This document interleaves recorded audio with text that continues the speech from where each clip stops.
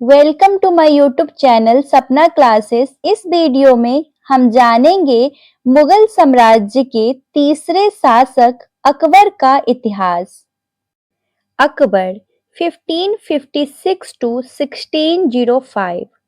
हुमायूं जब राजपूतना के रेगिस्तान में घूम रहे थे तो 1542 में उनकी पत्नी ने एक बेटे को जन्म दिया जिसका नाम जलालुद्दीन था, जिसे अकबर के नाम से जाना गया। 14 साल की उम्र में अकबर का राज्याभिषेक हुआ। अकबर के राजगद्दी पर बैठने के समय अफगान और राजपूत अभी भी ताकतवर थे और एक बड़ी चुनौती थे। फिर भी बैरम खान के रूप में उनके पास एक संरक्षक और रक्षक था। हम जानते हैं मुगल साम्राज्य का क्षेत्रफल अकबर के शासनकाल में कहां तक फैला था। पश्चिम में काबुल, कंधार से होते हुए लाहौर, मुल्तान, पानीपत, दिल्ली, आगरा, अजमेर, लखनऊ और पूर्व में बिहार, पटना, बंगाल तक पूर्व में, और ऊपर कश्मीर और नीचे इलाहाबाद, मालवा, गुजरात, खानदेश, बेरार और अहमदनगर तक फैला हुआ था। हम जानते हैं second battle of Panipat. Second battle of Panipat 1556 में हुआ। हेमू शेर शाह के उत्तराधिकारी विस्थापित अफगान राजा आदिल शाह के हिंदू सेनापति ने राजा को राजी कर मुगलों के विरुद्ध अफगान सेना का नेतृत्व करने की अनुमति दे दी। राजा के प्रोत्साहन से हेमू ने सबसे पहले ग्वालियर पर कब्जा किया और मुगल गवर्नर को खदेड़ दिया। फिर उसने आगरा की ओर कूच किया और बिना किसी प्रतिरोध के उस पर कब्जा कर लिया। दिल्ली पर कब्जा करते समय हेमू की उदारता ने उसे संभावित शत्रुओं पर विजय प्राप्त करने में सहायक सिद्ध हुई। नवंबर 1556 में अकबर ने पानीपत के दूसरे युद्ध में हेमू की सेना का सामना करने के लिए दिल्ली की ओर कूच किया। जब युद्ध हेमू के पक्ष में समाप्त होने वाला था, तभी एक तीर उसकी आंख में जा लगा। नेतृत्वहीन अफगान सेना का मनोबल गिर गया और मुगल सेना विजय हुई। हेमू को बंदी बना लिया गया और उसे फांसी दे दी गई। इस विजय ने अकबर को आगरा और दिल्ली का शासक बना दिया और मुगल साम्राज्य की पुनर्स्थापना की। अकबर एंड बैरम खान। एक विजेता के तौर पर अकबर ने पूरे उत्तर भारत में जीत हासिल की। अकबर के राज्य के पहले 4 सालों में मुगल साम्राज्य का विस्तार काबुल से जौनपुर तक हुआ, जिसमें ग्वालियर और अजमेर भी शामिल थे। यह सब उसके रीजेंट बैरम खान के अंडर हुआ। जल्द ही बैरम खान अपने साथी अमीरों के साथ घमंडी बर्ताव करने लगा। उसके बर्ताव से गुस्साए अकबर ने बैरम खान को निकालने का फरमान जारी कर दिया। इससे बैरम खान की बगावत हुई, जिसे अकबर ने अच्छे से संभाला। बैरम खान आखिरकार अकबर के सामने झुकने के लिए मान गया और मक्का चला गया, लेकिन रास्ते में एक अफगान ने उसकी हत्या कर दी। बैरम खान के परिवार को दिल्ली लाया गया और उसका बेटा अब्दुल रहीम खान एक खानन के टाइटल के साथ अकबर के दरबार के मशहूर लोगों में से एक बन गया। अकबर की सैन्य विजय। अकबर ने अपने विशाल विजय अभियानों के माध्यम से एक महान साम्राज्य की नींव रखी। 1562 में बाज बहादुर से मालवा को जीत लिया गया, जिसे अकबर के दरबार में मनसबदार बनाया गया। 1564 में रानी दुर्गावती और उनके पुत्र वीर नारायण के साथ भीषण युद्ध के बाद मध्य भारत के गोंडवाना क्षेत्र को अकबर ने अपने साम्राज्य में मिला लिया। मेवाड़ के शासक राणा उदय सिंह ने चित्तौड़ में भीषण संघर्ष किया, लेकिन 6 महीने की घेराबंदी के बाद अकबर ने चित्तौड़ पर विजय प्राप्त कर ली। राणा उदय सिंह पहाड़ियों में पीछे हट गए, लेकिन उनके सेनापति जयमल और पट्टा ने अपना संघर्ष जारी रखा। अंततः सेनापतियों के साथ साथ 30,000 राजपूत भी मारे गए।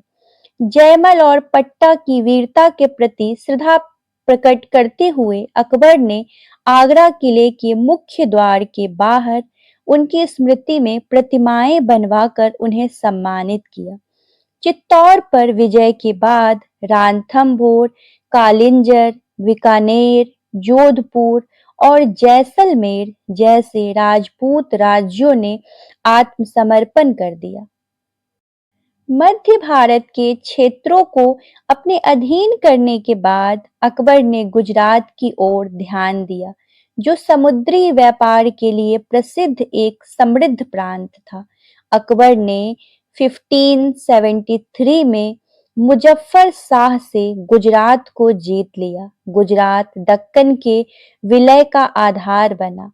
बिहार और बंगाल के अफगान शासक दाऊद खान को हराने के बाद 1576 में दोनों प्रांतों को मुगल साम्राज्य में मिला लिया गया। अकबर ने राजा मान सिंह और भगवान दास की मदद से काबुल के मिर्जा हकीम को हराया। कश्मीर 1586 और सिंध 1591 पर उनकी जीत ने उत्तर पश्चिम में साम्राज्य को मजबूत किया। उत्तर भारत का राजनीतिक एकीकरण हासिल करने के बाद अकबर ने अपना ध्यान दक्कन की ओर लगाया। अकबर की सेना ने 1591 में खानदेश इलाके पर कब्जा कर लिया था। 1596 में बरार को चांद बीबी से हासिल किया गया, जिन्होंने अपने भतीजे मुजफ्फर शाह अहमदनगर के निजाम शाही शासक की रीजेंट के तौर पर अकबर की मुगल सेना के खिलाफ अहमदनगर का बहादुरी से बचाव किया। 1600 तक अहमदनगर के कुछ हिस्से मुगल सेना के कब्जे में आ गए थे। सितंबर 1604 में अकबर बीमार पड़ गए और 27 अक्टूबर 1605 को उनकी मौत हो गई। अब हम जानते हैं राजपूत पॉलिसी। राजपूत पॉलिसी अकबर ने हिंदुओं का विश्वास जीतने के लिए अथक प्रयास किए। उन्होंने गैर मुसलमानों पर लगने वाला जजिया, प्रति व्यक्ति कर और हिंदू तीर्थयात्रियों पर लगने वाला कर समाप्त कर दिया। हिंदू विधवाओं द्वारा अपनाई जाने वाली सती प्रथा को भी समाप्त कर दिया गया। युद्ध बंदियों को गुलाम बनाने की प्रथा भी बंद कर दी गई। उनकी सुलहकारी राजपूत नीति में राजपूत रियासतों के साथ वैवाहिक संबंध स्थापित करना और मुगल दरबार में राजपूत सरदारों को उच्च पद देना शामिल था। उनकी सहिष्णु धार्मिक नीति ने लोगों के सांस्कृतिक और भावनात्मक एकीकरण को सुनिश्चित किया। अकबर से पहले भी कई मुस्लिम राजाओं ने राजपूत राजकुमारियों से विवाह किया था, लेकिन अकबर ने अपने उदार स्वभाव के कारण इन वैवाहिक संबंधों को दो अलग-अलग संस्कृतियों के बीच एक समन्वयकारी शक्ति बनाने में महत्वपूर्ण भूमिका निभाई, क्योंकि उन्होंने परिवारों के साथ घनिष्ठ संबंध बनाए रखे। अकबर ने अंबर के राजा भारमल, जिन्हें बिहारी मल के नाम से भी जाना जाता है, की बेटी हरखा भाई, जिन्हें आम कहानियों में जोधा भी कहा जाता है, से शादी की थी। उन्होंने बीकानेर और जैसलमेर की राजपूत राजकुमारियों से भी शादी की थी। हरखा भाई से पैदा हुए राजकुमार सलीम ने राजा भगवान दास की बेटी से शादी की थी। भगवान दास के बेटे राजा मान सिंह अकबर के भरोसेमंद सेनापति बन गए। जिन राजपूतों ने शादी नहीं की थी, उन्हें भी अकबर के दरबार में बहुत सम्मान मिला। उनकी राजपूत नीति ने साम्राज्य के लिए महान योद्धाओं और प्रशासकों की सेवाएं हासिल की। राजा टोडरमल, जो रेवेन्यू मामलों के एक्सपर्ट थे, दीवान के पद तक पहुंचे। बीरबल अकबर के पसंदीदा साथी थे। मेवाड़ और मारवाड़ दो राजपूत राज्य थे जिन्होंने मुगल साम्राज्य को चुनौती दी। राणा उदय सिंह की मृत्यु के बाद उनके पुत्र राणा प्रताप सिंह ने अकबर की अधीनता स्वीकार करने से इनकार कर दिया और 1596 में अपनी मृत्यु तक मुगलों से लड़ते रहे। 1576 में हल्दी घाटी का युद्ध मुगल सेना और राणा प्रताप सिंह के बीच अंतिम भीषण युद्ध था। मारवाड़ जोधपुर में मालदेव राठौर के पुत्र चंद्रसेन ने 1581 में अपनी मृत्यु तक मुगलों का प्रतिरोध किया। हालांकि उनके भाई मुगलों की ओर से लड़े। चंद्रसेन के भाई उदय सिंह को अकबर ने जोधपुर का शासक बनाया। शुरुआत में अकबर की राजधानी आगरा थी। बाद में उन्होंने फतेहपुर सिकरी में एक नया शहर बसाया। हालांकि अब यह एक वीरान शहर है, फिर भी इसकी खूबसूरत मस्जिद, भव्य बुलंद दरवाजा और कई अन्य इमारतें आज भी मौजूद हैं। अब हम जानते हैं मनसबदारी सिस्टम। मनसबदारी सिस्टम अकबर ने प्रशासन की एक व्यवस्थित और केंद्रीकृत प्रणाली प्रदान की थी जिसने साम्राज्य की सफलता में योगदान दिया। उन्होंने मनसबदारी प्रणाली की शुरुआत की। अमीर नागरिक और सैन्य अधिकारी एक ही सेवा में शामिल थे और हर अधिकारी को मनसबदार की उपाधि मिलती थी। मनसबदार रैंक को जात और सवार में विभाजित किया गया था। जात से प्रत्येक मनसबदार को मिलने वाले सैनिकों की संख्या 10 से 10,000 तक तय होती थी। जात से एक मनसबदार के अधीन घोड़ों की संख्या तय होती थी। प्रत्येक अधिकारी सबसे निचले से उच्चतम पद तक पहुंच सकता था। मनसबों में वृद्धि या कटौती के माध्यम से पदोन्नति और पदावनति की जाती थी। मनसबदारी प्रणाली ने उनके कुलीन वर्ग के जातीय आधार में विविधता लाई। अकबर के शुरुआती वर्षों के दौरान अमीर विशेष रूप से मध्य एशियाई या फारसियों के लिए गए थे, लेकिन मनसबदारी प्रणाली की शुरुआत के बाद कुलीन वर्ग में राजपूत और शेखजादे भारतीय मुसलमान शामिल हो गए। मनसबदार की सैलरी कैश में तय होती थी, लेकिन उसे एक जागीर, एक ऐसी जायदाद जिससे वह अपनी सैलरी के बदले पैसे ले सके, देकर पेमेंट किया जाता था, जो रेगुलर ट्रांसफर होती रहती थी। मनसबदार का पद खानदानी नहीं था और मनसबदार की मौत के तुरंत बाद जागीर राज्य को वापस मिल जाती थी।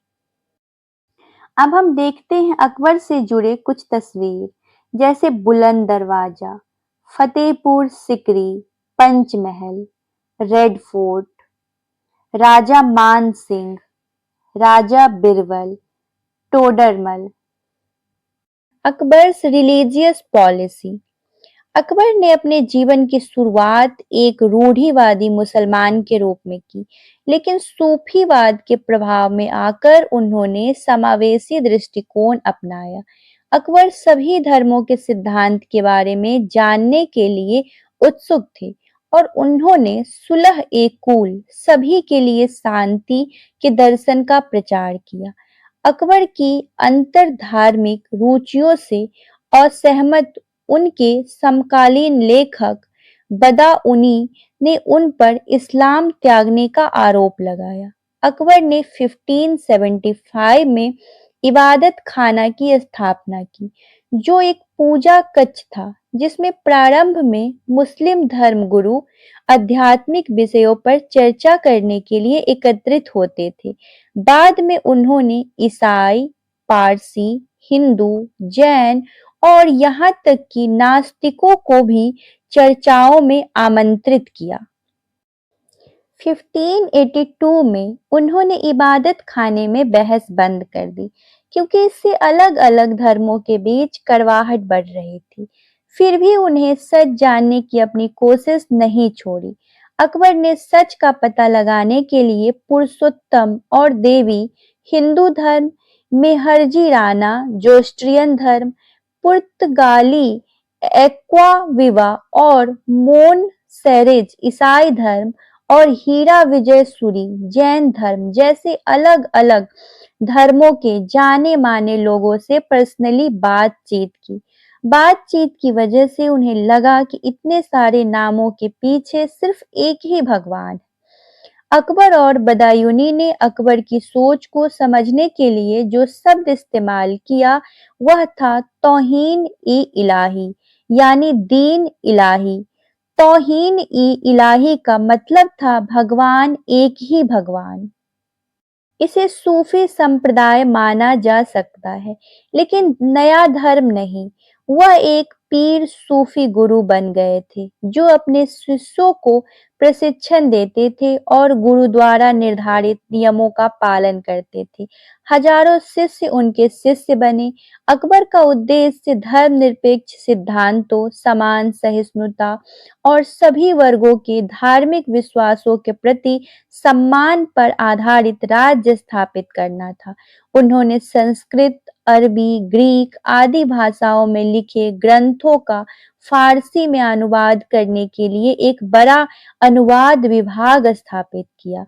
रामायण, महाभारत, अर्थवेद, बाइबिल और कुरान का फारसी में अनुवाद किया गया। अकबर के बाद दीन इलाही संप्रदाय का अस्तित्व समाप्त हो गया।